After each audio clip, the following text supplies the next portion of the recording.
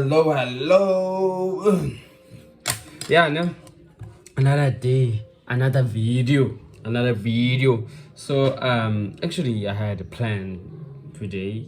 Actually, from last week, I want to do, in a way, this is, what you call this? Reading vlog, whereas I'm gonna be reading two of my favorite books and write down notes. So yeah, man. Yeah. Actually, I just came out of work now. Yeah, I decided, no man, let me do this. Cause if I don't do it, who will? I'm so tired, and I'm thinking of going to jog around 6. That's shit to be in fit. Cause yeah, man. Yeah. So actually, I'm reading 2 books. I think you are familiar with this one, but I'm not quite sure. This is why Friedrich Nietzsche, Thus Spoke Zarathustra. I'm not sure if I'm saying the word correctly. And the second one is by Marcus Aurelius Meditations.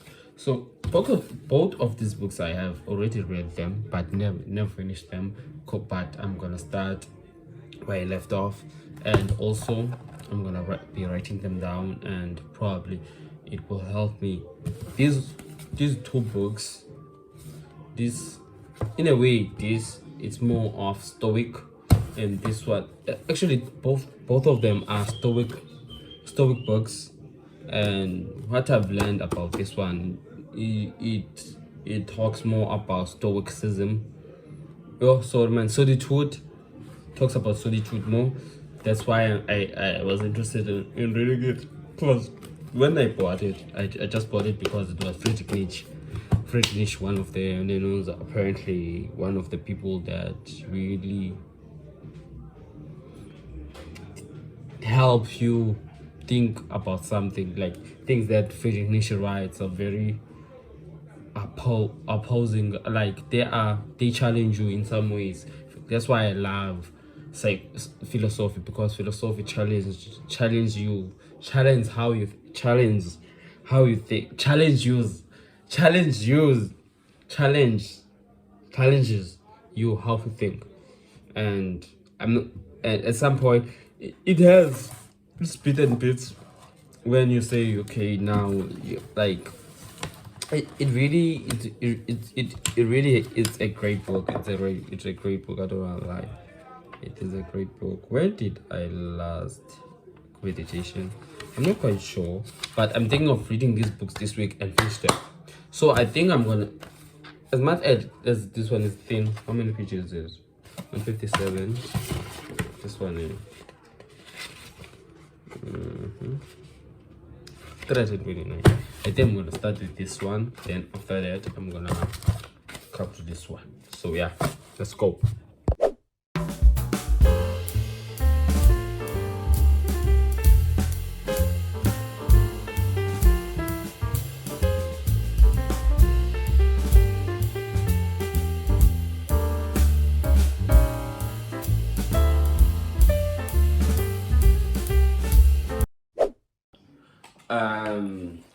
We're back again to our reading vlog.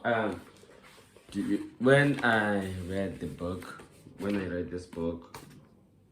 when I really know that I vlogged and read this book, I only read a chapter mentioned. Because the reason of that, I was coming from work and I thought I would do this vlog and probably I would read a chapter or so, but I couldn't. I just read the page. Now we're back with this book. I believe that I need to first finish this one, because I've got a book also to write down notes, something that I don't do, but okay, we try new thing every day.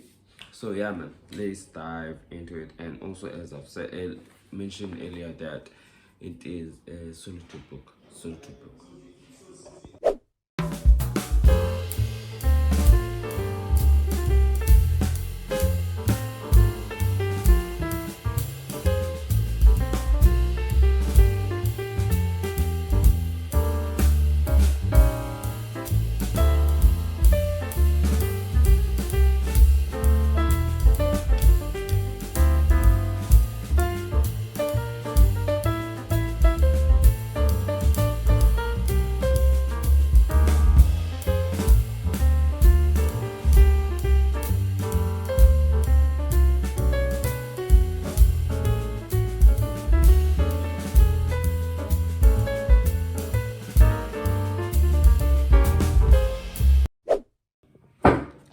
Hey, yeah, this is the book.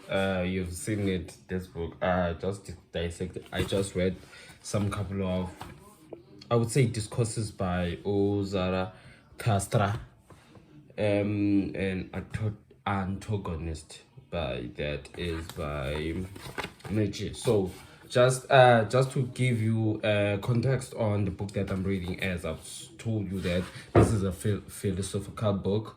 So when it's a funny thing that Nietzsche was asked in terms of who was this God. I'm just trying to find the thing that where he answered. Actually, it is. So Nietzsche was asked. Nietzsche explained why he appropriated his name for his own hero. So in a way, Friedrich Nietzsche in this book talks about himself, but in the context of Zarathustra. So it says, I've been asked, as I should have been asked, what the names Zarathustra mean in precisely my mouth, in the mouth of the first immoralist, for what constitutes the tremendous uniqueness of that Persian in history is precisely the opposite of this. Zarathustra was the first to see in the struggle between good and evil, the actual will in working of things, the translation of morality into realm of metaphysics as force, cause in cause, cause and in itself in his work. But this question is itself at bottom its own question answer. Zarathustra treated this most faithful of errors, morality. Consequently, he must also be the first to recognize it. Not only has he had longer and greater experience here than any other thinker, what is more important is that Zarathustra is more truthful than any other thinker. His teaching and his alone upholds truthness as the supreme virtue. To tell the truth and to shoot well with arrows, that is Persian virtue. Have I been understood the self overcoming of morality, truthnessful and self overcoming of the moralist into his opposite into me. That is what the name Zarathustra mean in my mouth. So this book it has taught me so many things. Hey, just say, let me sit here. It has taught me so many things, to be honest with you. It has taught me so many things because I haven't even finished chapter 1 in terms of I'm planning on finishing the book. The book consists of, I think, part 1, part 2, part 3, part 4. So it has 4 parts, this book. Probably the first time, I think I mentioned it, that the first time that I read this book was when I was in PE. When I left PE, it was the 31st of January, and now it's the 23rd. It's the 21st of Feb. So that means something. I've been reading it, and in a way, Nietzsche brought up the idea of that God is dead. God is dead. That he said that we killed him as human beings. As continuing on his teachings, he mentioned that thing of Superman. The meaning of Superman in his own teachings is the fact that man is something that should be overcome. What have you done to overcome him? As I feel like this conversation is directly at man, and even this book, because it's more of being on solitude, being alone, and learning to overcome yourself as an individual, as a human being, as a man. So yeah, he mentioned things like Superman, the Superman, God is dead, and yeah, man, and so other things. But Nietzsche, and also one thing that marveled me is the fact that he said man is a rope fastened between animal and Superman, a rope over an abyss. I feel like when it came to that thing of being animal between animal and Superman, is when during those big days when we as some people might say that we animals, we came from animals, in the context of science.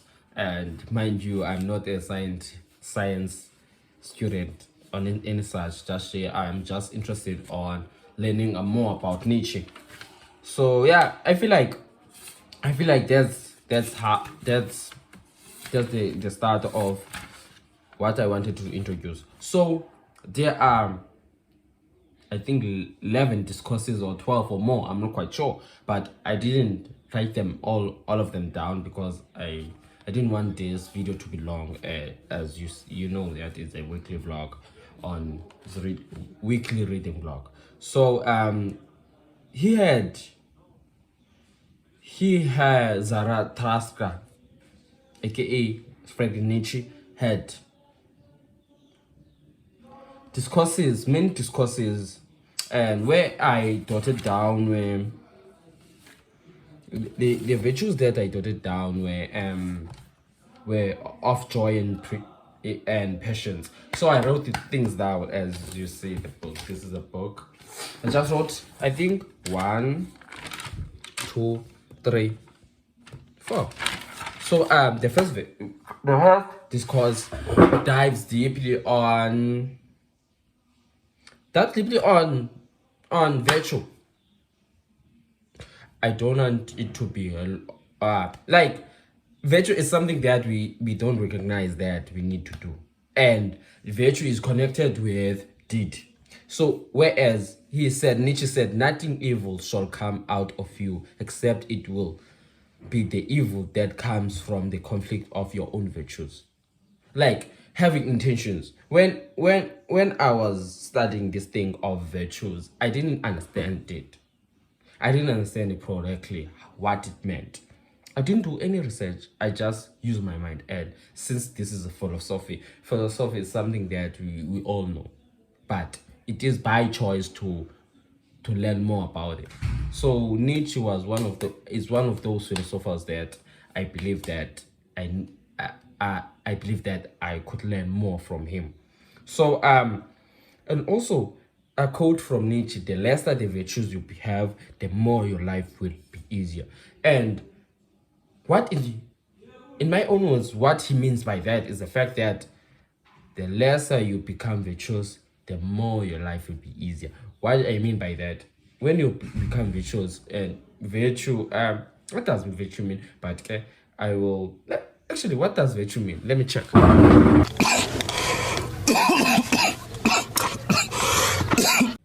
So virtue is having high moral standards, and which includes honesty. So Nietzsche dive deeply. For example, let's take a look at things that are happening. For example, the thing that happened at Gaza. Israel thought they were doing virtuous thing. They were protecting their country in a way, which is where it falls under war and battle. So is it evil? Was it evil? In our eyes, it was, but in theirs, it wasn't, because they were protecting their country, even though Gaza wasn't defending itself. Yeah. So virtue can lead to jealousy, and Nietzsche wrote, "He whom the flames of jealousy surrounds at last turns his poison." Okay, he whom the flames of jealousy surround at last turns his poison sting against himself like a scorpion. That's where in terms of whereas South Africa became involved and saw the fact that no, as much as you think this thing is virtuous, as long as as much as you think that this thing of yours, it's you are protecting your own country, but it is wrong. So I would say I will, this thing of virtue, I will put it at the standard of that code that goes, the beauty, it is in the eye of the beholder. So what I mean by that is that as much as I will be biased in terms of doing this thing, and you will see, you will disagree with it, you see. So yeah, that's it on joys and passions, the discourse, one of the discourses of Nietzsche's.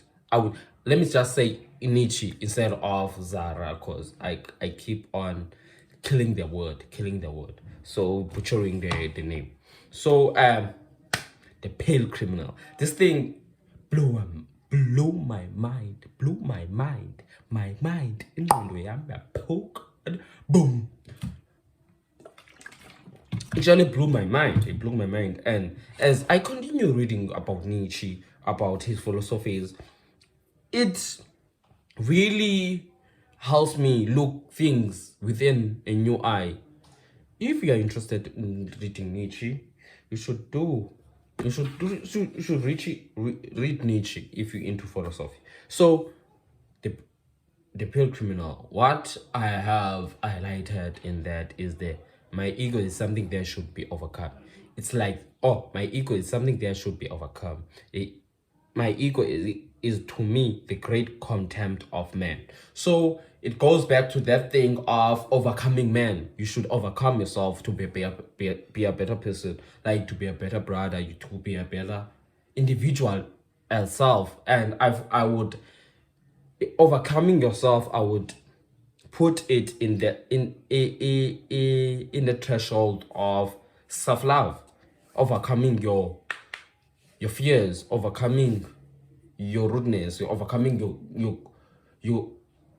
I would say greed, something like that. So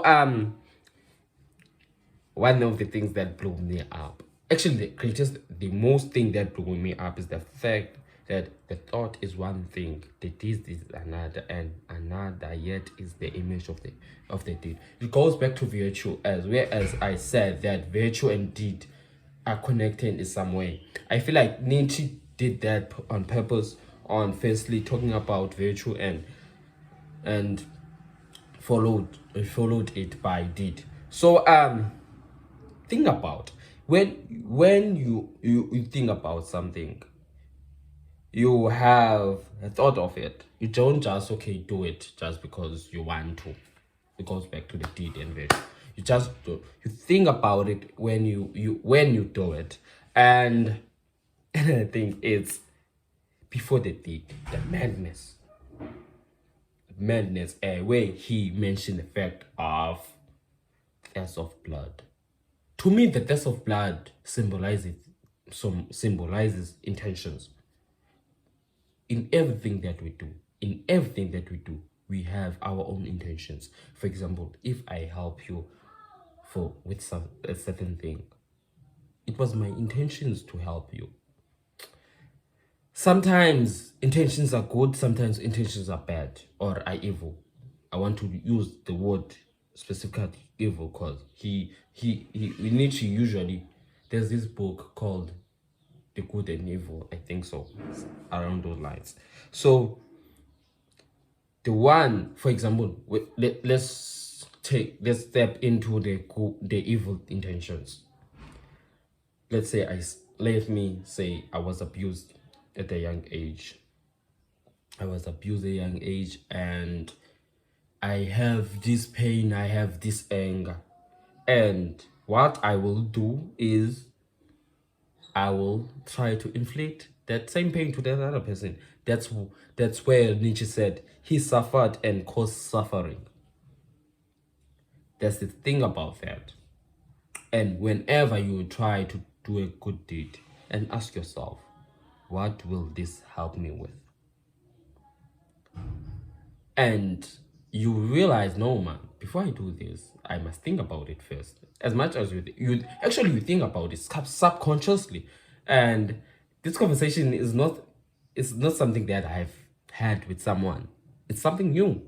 Even to myself, it's something new. And as more I read about Nietzsche, the more I realize things of this world, why things are making sense and why things are the way they are. So let's go to reading and writing. And I don't know how it, actually I will explain it to you how it goes. Who he who writes in blood and aphorisms does not want to be read, he wants to be learned by heart. Okay, I'm gonna read it again. He who wants who he who writes in blood and aphorisms does not want to be read, but he wants to be learned by heart. What? Like, I believe what that meant, going back to me, some of you know me, I'm a writer. So also I don't want to be led to be read only. I want to be known. And when I was writing this book, it wasn't the thing of, no man, I want to be known. No, it wasn't that. It wasn't that. I wanted people to acknowledge my pain, acknowledge that I'm suffering, and that I'm not the only one. And also the second thing is the fact that I wanted people to know that they are not alone. I am here. I have been suffering from this for a very long time. That's what Nietzsche meant when he who writes in blood. Who, like, specifically, who, let's leave the other thing. He who writes in blood does not want to be read. He wants to be learned by heart. That's so it's something like that. It's something like that. It's something like that. Probably, I feel like, as you can see in my face, I'm very excited as I discuss this thing by Nietzsche. This specific book. I haven't even read the full book, but the information is too much to bear. That's Nietzsche. When you read Nietzsche, you need to write things down. Okay, let's go back to wisdom. She is a woman and never loves anyone but a warrior. Oh, I don't care how good you are and how good you are, how virtuous you are, how many deeds you do, but being a warrior is one of those things that you need to start doing. A virtuous man is let me not try to get into the territory in that territory. So another thing on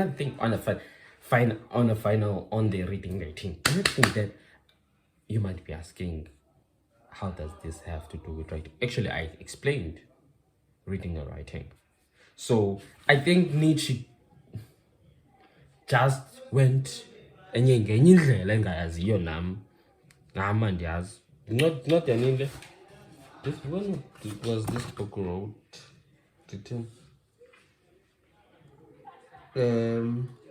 because I think his last publication was 1880. Imagine.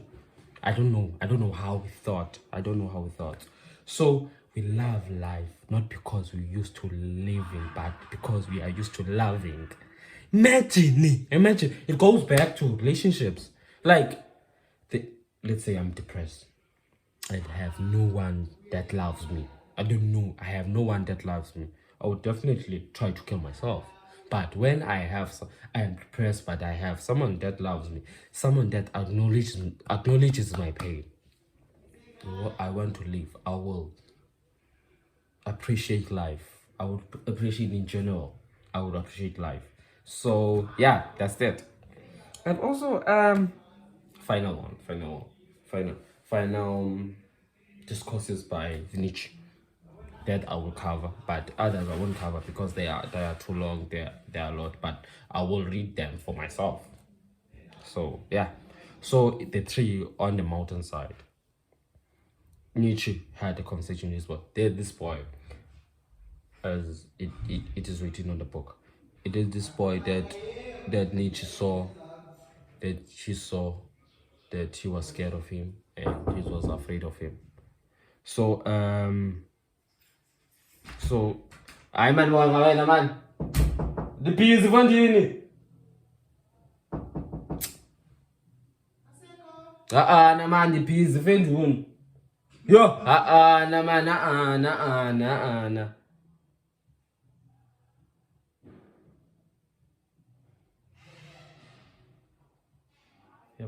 Yeah, such people. Okay, as I'm saying, Nietzsche had this conversation with this boy. I have this conversation with this boy, and he was afraid of him. And this boy sat under the tree, and he slowly approached the tree. And he said to the boy, "You see how I cannot move this tree with my hand, but the wind can easily torment the tree." And where he compared the tree with man, where he said the more it wants to rise into the heights and the light, the more determined to its roots strive outward, downward, into the darkness, into the depths, into evil. Listen, this is not about the tree. This is not it's more about success, actually. The way I'm saying it, it's more about success, not sex, but success. So where it says on my eyes, the more we reach new heights, the more we seek success, the more we want money, the more we want power, we end up going down. We end up searching for evil. We end up searching for things that are not for us. The more we become these creatures that don't care about humanity, these creatures that don't care about anything about themselves. That's how I see the actual thing. That's how I see it. I don't want to lie. That's how I see it. So and also, we become villains in our own stories, where we think that we are heroes. So it goes back to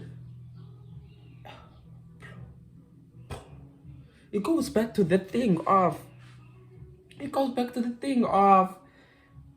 virtues and deeds, and being able to doing good deeds in terms of battles and wars. When I make the reference of Israel and Gaza, it goes back to that.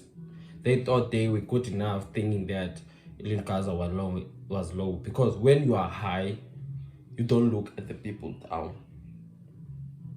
You don't look at them. You see them as inferiors. Flip. Yes. Flip. Okay, so yes, that's the end of our. Before we close off, I'm leaving you with this: do not reject the hero on your soul. Keep your highest hope. That's not for me. That's for Friedrich Nietzsche. So yeah, man. Thank you so much for watching. Probably I will be doing part 2. I think these reading vlogs, they are more interactive. They are more. I dive deeply. I dissect them in a way that I didn't believe. I didn't think that I would. So probably, if you think that I should do more of these, just on the comment section. Just say it. I will do them. Just say it.